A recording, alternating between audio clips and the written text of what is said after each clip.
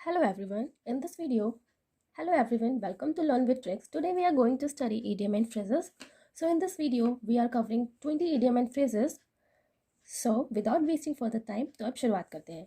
First idiom is Achilles heels. Okay. So its meaning is a small but fatal weakness. तो हम idiom इसमें किस तरीके से याद करेंगे कि हमें word to word image बनानी है और उसी इमेज बना के हमें आंसर तक पहुंचना है. तो यहाँ पे क्या लिखा है एचीज हिल्स. तो हमें इमेजिन करना है कि एचील्स यानी कि आर्ची नाम की एक क्या है गर्ल है और वो कहाँ पे गई top of the hill. Okay, top of the हिल गई. फिर क्या हुआ, अचानक वो वहाँ से गिर गई और ये जो हिल था ज़्यादा बड़ा नहीं था इसलिए वो वहाँ पे गिरी और उसे क्या लग गई, चोट लग गई. और उसे चोट कैसी लगी, स्मॉल चोट लग गई. राइट. तो जैसे ही उसको स्मॉल चोट लगी उसे क्या हो गई, वीकनेस हो गई. तो जहाँ पे भी हमें एचीज हिल्स दिखाई देगा तो उसका आंसर क्या हो जाएगा, a small but fatal weakness. Right. अब हमारा सेकेंड इडियम है add fuel to fire. It means to make matter worse. किसी भी मैटर को और बेकार कर देना. जैसे कि हम हिंदी में बोलते हैं आग में घी डालना, यानी कि कहीं आग में घी डालना यानी कि मैटर को और भड़का दिया. ठीक है, दो लोग के बीच में या किसी मैटर को और ज़्यादा बेकार बना देना. तो एड फ्यूल टू फायर. अब इसके तो हमें वर्ड से ही समझ में आ रहा है, यानी कि आग में घी डाल देना, जो भी हिंदी का जैसे मुहावरा होता है. राइट. अब हमारा आ गया third, N armchair job, जिसका मतलब होता है good income job with comfort. यानी कि बिल्कुल आरामदेह जॉब है, बिल्कुल आराम से आपको जॉब मिल रही है और इनकम भी अच्छी है. ठीक है, तो हमें इसे कैसे याद रहेगा, एन आर्म चेयर जॉब. हमने माना कि ये एक एम्प्लॉय है और ये आराम से चेयर पे बैठा है अपने हाथ पैर फैला के. राइट. ये चेयर है और इस पर ये आराम से बैठा हुआ है अपने सारे आर्म वगैरह फैला के. तो इसका मतलब क्या हो गया कि इतने आराम की उसको जॉब मिली है, ना ज़्यादा कुछ काम करना है, ना ज़्यादा कुछ प्रॉब्लम होती है. सो इसका मतलब क्या हो गया, good income job with comfort. Right. Fourth है एन एक्स टू ग्राइंड, जिसका मतलब होता है something done for selfish reason. अब यहाँ पे क्या है, एक्स. एक्स मतलब हम सभी जानते हैं क्या होता है, कुल्हाड़ी होती है. ठीक है, ये होती है कुल्हाड़ी. ठीक है, कुल्हाड़ी का यूज होता है किसी चीज को काटने के लिए. अब ह्यूमन क्या करता है, पेड़ काटता है. राइट.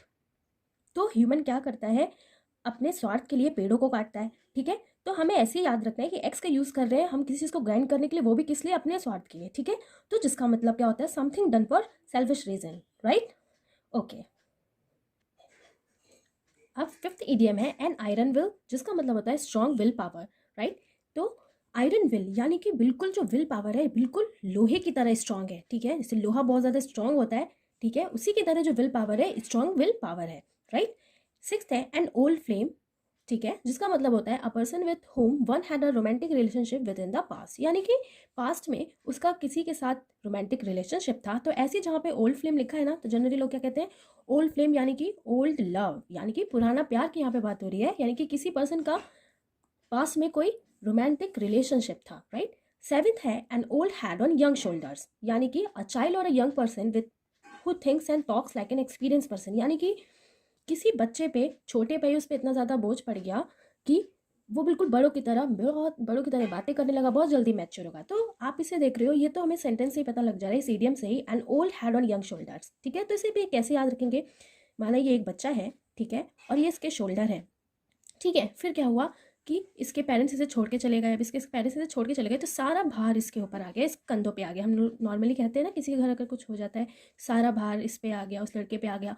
सो क्या हो गया, इसका मतलब कि बड़ों की तरह वो बातें करने लगा क्योंकि वो इतना ज़्यादा एक्सपीरियंस हो चुका है. ठीक है, अब आता है eighth idiom an olive branch, जिसका मतलब होता है peace request and peace treaty. अब यहाँ से हम निकालेंगे ऑलिव से ऑयल.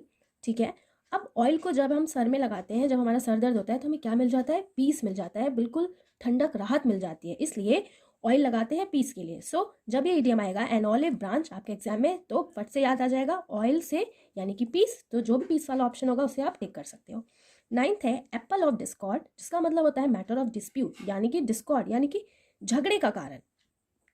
ठीक है, अब जैसे यहाँ एप्पल ऑफ डिस्कॉर्ड लिखा है, यानी कि कई घर में किसी चीज़ को लेकर झगड़ा होता है, तो हम इसे कैसे ध्यान रखेंगे कि एप्पल को लेके क्या हो गया, झगड़ा हो गया घर में. ठीक है, और यही फिर किसका कारण बन गया, डिस्प्यूट का कारण. राइट. टेंथ है एप्पल ऑफ वन साइड, जिसका मतलब होता है very lovable and dearest one. आपने हिंदी में भी पढ़ा होगा, इसका मतलब होता है कि आंखों का तारा. ठीक है, एप्पल ऑफ वन साइड यानी कि आंखों का तारा जो कि बहुत ज़्यादा प्रिय हो, तो वेरी लवेबल. ये तो ऐसे याद हो जाएगा. 11th है एप्पल पाई ऑर्डर, इसका मतलब हो गया इन अ गुड कंडीशन. फिर यहाँ पे है एप्पल पाई ऑर्डर. ठीक है, यानी कि हमें किस चीज़ का ऑर्डर मिला, एप्पल पाई का. अब ऑर्डर किस चीज़ का मिलता है, किसी भी चीज़ का हो सकता है. अब हमने यहाँ पे मानेंगे कि केक का ऑर्डर मिला है और उस केक पे किसी ने क्या फरमाइश की है कि मुझे उस पर पाई बना होना चाहिए। क्या बना होना चाहिए? पाई बना होना चाहिए। ठीक है, तो जब ये पाई को केक लेके कोई पर्सन डिलीवर करने जाएगा तो उसकी रिस्पॉन्सिबिलिटी क्या होती है कि उस केक को बिल्कुल सही से क्या कर सके, उस केक को बिल्कुल सही से डिलीवर कर सके, सही से डिलीवर कर सके इन अ गुड कंडीशन। तो जैसे ही आप एग्जाम में देखोगे एप्पल पाई ऑर्डर, यानी कि एप्पल पाई का केक ऑर्डर किया गया है तो इसे गुड कंडीशन में पहुंचाना है। सो क्या हो जाएगा? In a good condition. At a loss, जिसका मतलब होता है to be unable to decide. Okay, तो अगर जब हम कोई हमारा वैसे भी लॉस हो जाएगा तो हमारा दिमाग वैसे भी काम करना बंद कर देता है कुछ टाइम के लिए, तो हम कोई चीज़ डिसाइड ही नहीं कर पाते। ठीक है, या हम इसे ऐसे भी याद कर सकते हैं मीनिंग को उठा के कि जब हम कोई किसी सिचुएशन पे सही टाइम पे, किसी डिफिकल्ट सिचुएशन में सही टाइम पे उस पर रिएक्ट नहीं कर पाते, डिसाइड नहीं कर पाते, तो क्या हो जाता है? हमारा लॉस हो जाता है। ठीक है, तो जैसे आप एग्जाम में देखोगे एट अ लॉस, यानी कि लॉस में चला गया। बिल्कुल हमें ईडियम से ही पता लग रहा है कि लॉस की बात कर रहा है, और लॉस हो जाएगा तब जब हम कोई चीज़ डिफिकल्ट सिचुएशन में बिल्कुल राइट टाइम पे डिसाइड नहीं कर पाएंगे। ठीक है, 13 है एट अ पिंच, इसका मतलब होता है इन अ ट्रबल। अब जैसे कि ये एक इंसान है और इसे किसी चीज़ की क्या है? टेंशन है। ओके, इसे किसी चीज़ की टेंशन है और ये क्या है? बहुत ज़्यादा परेशान है किसी बात को लेके। तो वो बात, ठीक है, वो बात या वो प्रॉब्लम इसे बार बार क्या कर रही है? पिंच कर रही है, पिंच कर रही है, इसे बार बार याद आ रही है। सो जब कोई बात हमें पिंच करती है, यानी कि क्या हो जाता है कि हम ट्रबल में होते हैं, इसलिए तो वो बात हमें पिंच करती है बार बार, क्योंकि हम मुसीबत में है, प्रॉब्लम में है। राइट। 14 है एट आर्म्स लेंथ, जिसका मतलब होता है अवॉइड बिकमिंग टू फ्रेंडली। ठीक है, एट आर्म्स लेंथ, तो स्कूल में भी हम लोग कहते हैं ना टेक 1 आर्म डिस्टेंस, यानी कि थोड़ी सी दूरी बना के रखो, यानी कि किसी से भी बिल्कुल फ्रेंडली होने में बचो, अवॉइड करो। ओके। 15 है एट डैगर्स ड्रॉन। डैगर्स का मतलब होता है यहाँ पे नाइफ, डैगर्स का मीन्स होता है यहाँ पे नाइफ। ठीक है, जिसका मतलब होता है टू हैव बिटर एनिमिटी, यानी कि किसी से बिल्कुल कट्टर दुश्मनी। तो जब किसी से बिल्कुल कट्टर दुश्मनी हो जाती है तो मन करता है उसको नाइफ मार दे। ठीक है, सो एट डैगर्स ड्रॉन, जैसे आप देखोगे हमें डैगर्स का याद रखना है कि डैगर्स का मतलब होता है नाइफ, यानी कि बिल्कुल कट्टर दुश्मनी। ठीक है, so to have better enmity. 16 है एट ईज, जिसका मतलब होता है free from pain and anxiety. अब आप ईज देख रहे हो, ईज यानी कि बिल्कुल सिंपल, आसान। ठीक है, जिसके पास कोई भी प्रॉब्लम नहीं है, बिल्कुल आराम से, कोई प्रॉब्लम नहीं है, कोई थकावट नहीं है। ठीक है, तो इसका मतलब क्या हो गया? Free from pain and anxiety. अब ये भी बिल्कुल वर्ड से ही पता लग रहा है। ठीक है, इसी तरह हमें ईडियम्स को वर्ड टू वर्ड इमेज बना के याद करना है उसका मीनिंग, ताकि हम एग्जाम में नियरेस्ट बिल्कुल करेक्ट मीनिंग तक पहुंच पाए। ठीक है, 17 है एट वंस फिंगर एंड, जिसका मतलब होता है टू हैव कंप्लीट नॉलेज। अब यहाँ पे किसकी बात हो रही है? फिर से हमने वर्ड को पिक किया एट वंस फिंगर एंड्स, यानी कि अब हमने माना कि ये हमारा हाथ है। ठीक है, और गए किसी एस्ट्रोलॉजर को दिखाने। ठीक है, तो उसने क्या किया? पूरा हाथ का सर्च कर डाला, पूरा हाथ को सर्च कर डाला। ठीक है, फिर उसने अच्छे से फिंगर टू फिंगर पूरा सब कुछ पढ़ डाला और हमें सब बता दिया। ठीक है, पंडित के पास गया, उसने सब बता दिया, तो यानी कि उसके पास पूरी कंप्लीट नॉलेज है। सो एट वन फिंगर एंड्स का मतलब होता है टू हैव कंप्लीट नॉलेज। 18 हो गया एट वंस विट एंड। अब विट मतलब क्या होता है? जो इंटेलिजेंट हो।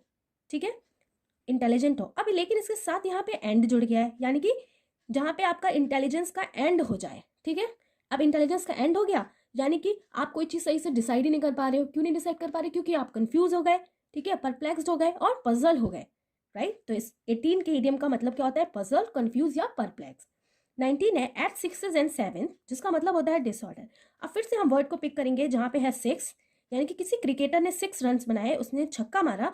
अब जो भी क्रिकेटर छक्का मारता है तो उसका कोई डेफिनेट डायरेक्शन तो होता नहीं है कि वो हर बॉल पे डेफिनेटली छक्का मारेगा, वो किसी भी ऑर्डर में मार सकता है, इसलिए कोई ऑर्डर ही नहीं है। सो एट सिक्सेस एंड सेवन का मतलब होता है इन डिसऑर्डर। राइट, अब हमारा आ गया, अब आ जाता है 20। 20 इडियम क्या है? At the 11th hour at the last moment, इसका मतलब क्या हो गया? लास्ट मोमेंट पे।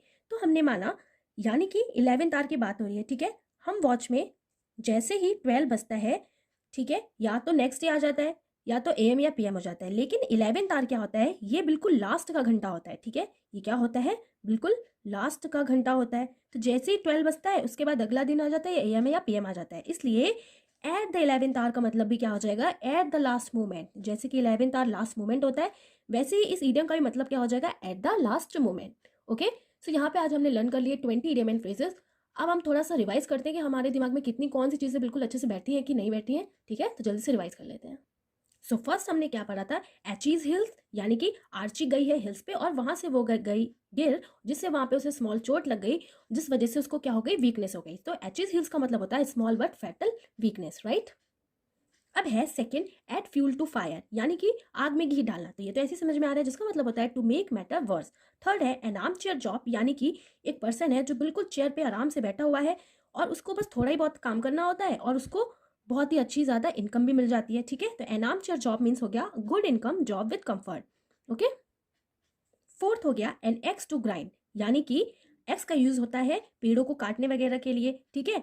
तो और ये जो पेड़ इंसान काटता है वो अपने स्वार्थ के लिए काटता है, सो इसका मीनिंग हो जाएगा something done for selfish reason. अब फिफ्थ है हमारा एन आयरन विल, यानी कि बिल्कुल लोहे की तरह उसके पास विल पावर है, बिल्कुल स्ट्रॉन्ग विल पावर। तो क्या हो जाएगा, स्ट्रॉन्ग विल पावर। सिक्स्थ है एन ओल्ड फ्लेम, यानी कि एक ओल्ड फ्लेम यानी कि ओल्ड लव, पुराना प्यार, यानी कि किसी पर्सन का उसके पास में कोई रोमांटिक रिलेशनशिप था। सेवेंथ है N old head on young shoulders, यानी कि एक बच्चा जिसके घर में उसके माँ बाप उसे छोड़ के चले गए, जिसकी वजह से उसके जो और छोटे भाई बहन हैं उनकी सारी जिम्मेदारी उसके ऊपर आ गई, यानी कि और उसके पास जिम्मेदारी आने की वजह से वो बिल्कुल एक्सपीरियंस हो गया, बिल्कुल बड़ों की तरह मैच्योर हो गया, बिल्कुल छोटी सी ही एज में। सो इसका मीनिंग क्या हो जाएगा, अ चाइल्ड और a young person who thinks and talks like an experience person. Eighth an olive branch, अब यानी कि इसका मतलब होता है peace request and peace treaty, यानी कि ऑयल लगाते ही दिमाग बिल्कुल अच्छा शांत हो जाता है, शांति मिल जाती है। तो जैसे आप ऑलिव ब्रांच देखोगे, पूरे ब्रांच में ऑयल लगा दी जिससे कि शांति मिल गई। एप्पल ऑफ डिस्कॉर्ड, यानी कि मैटर ऑफ डिस्प्यूट, डिस्कॉर्ड मतलब होता है झगड़ा, यानी कि एप्पल की वजह से झगड़ा हो गया, तो ये क्या बन गया, मैटर ऑफ डिस्प्यूट बन गया, यही मैटर बन गया झगड़े का। कौन बन गया, एप्पल बन गया, ठीक है। अब है tenth, apple of one's eye, यानी कि वेरी लवेबल डियरेस्ट वन, यानी कि आंखों का तारा। 11th है एप्पल पाई ऑर्डर, यानी कि हमें एक ऑर्डर मिला कि केक बनाओ और वो भी एप्पल और पाई का यूज करके, ठीक है। तो उस पर पाई का सिंबल जो मैथ्स वाला होता है वो बना होना चाहिए। तो भाई जब ऑर्डर मिल गया तो हमें उसे गुड कंडीशन में भी डिलीवर करना पड़ेगा, ठीक है। सो उसे गुड कंडीशन में डिलीवर करना पड़ेगा, so answer is in a good condition. अब 12th है एट अ लॉस, यानी कि to be unable to decide, यानी कि जब हम हमारा लॉस कब होता है, जब हम किसी डिफिकल्ट सिचुएशन में जब हमें राइट डिसीजन लेना होता है तो हम डिसीजन नहीं ले पाते हैं, ठीक है। To be unable to decide, जिसकी वजह से लॉस हो जाता है। एट अ पिंच, यानी कि कोई पर्सन बहुत टेंशन में, उसे कोई बात बार बार पिंच कर रही है। क्यों पिंच कर रही है, क्योंकि वो टेंशन में है, टेंशन यानी कि ट्रबल में है। एट आर्म्स लेंथ, यानी कि अवॉइड बिकमिंग टू फ्रेंडली, एक वन आर्म डिस्टेंस लो, ठीक है, यानी कि किसी से बिल्कुल इतना फ्रेंडली नहीं होना। एट डैगर्स ड्रॉन, डैगर्स मैंने क्या बताया था, यहाँ पे होता है डैगर्स का मतलब होता है knife, it means to have bitter enemy, बिल्कुल कट्टर दुश्मनी।